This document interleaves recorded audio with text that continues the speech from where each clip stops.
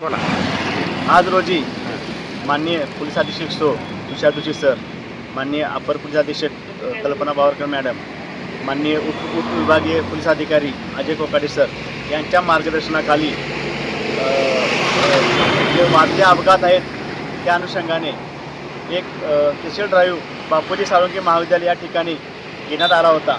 त्या ठिकाणी आज रोजी एकूण 86 केसेस केलेल्या असून त्यामध्ये अल्पवयीन चालक यांच्या विरोधात 8 केसेस करण्यात आलेले आहेत.